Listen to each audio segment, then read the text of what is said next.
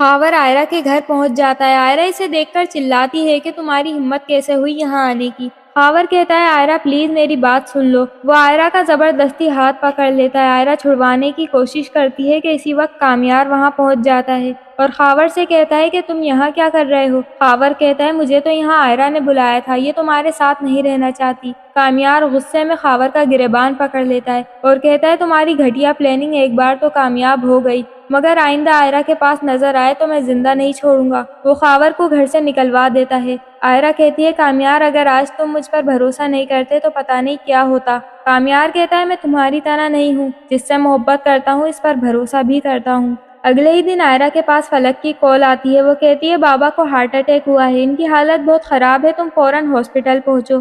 آئرہ کامیار کو بتاتی ہے مگر کامیار ہاسپٹل جانے سے صاف انکار کر دیتا ہے اور کہتا ہے تمہیں جانا ہے تو ڈرائیور کے ساتھ چلی جاؤ، ویسے بھی تمہارے بابا کو میں بالکل پسند نہیں ہوں۔ آئرہ روتی ہوئی ہاسپٹل کے لیے نکل جاتی ہے۔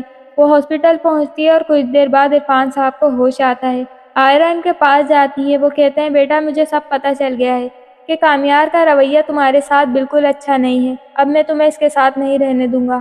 اسی وقت آئرہ کے پاس فاریہ کی ایک بار پھر ویڈیو کال آتی ہے۔ وہ آئرہ سے کہتی ہے کہ کامیار میرے ساتھ پارٹی میں ہے اور تم ہاسپٹل میں ہو، دیکھو اسے تو تمہاری بالکل پرواہ نہیں ہے۔ آئرہ غصے میں کال کاٹ دیتی ہے اور کہتی ہے بابا آپ ٹھیک کہہ رہے ہیں، اب میں کامیار کے ساتھ نہیں رہوں گی۔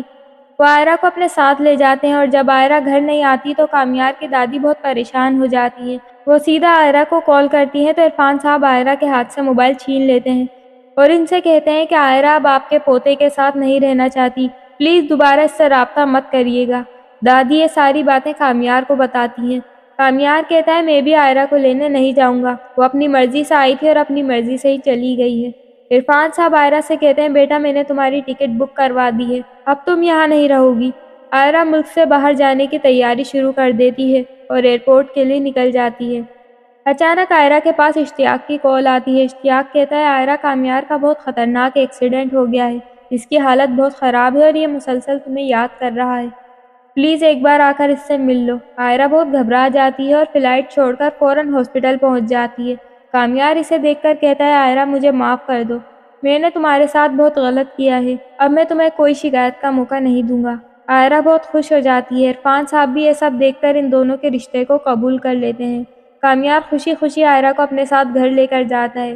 اسی اینڈنگ کے انتظار میں سب کا دماغ پک چکا ہے کیونکہ ڈرامے میں اور تو کچھ نہیں بچا۔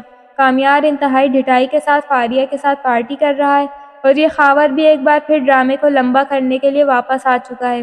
اینڈنگ کس طرح ہونی چاہیے، آپ کو کیا لگتا ہے، ہمیں کمنٹس کر کے ضرور بتائیے گا۔ ویڈیو اچھی لگی ہو تو لائک کریں اور چینل کو سبسکرائب کرنا مت بھولیے گا۔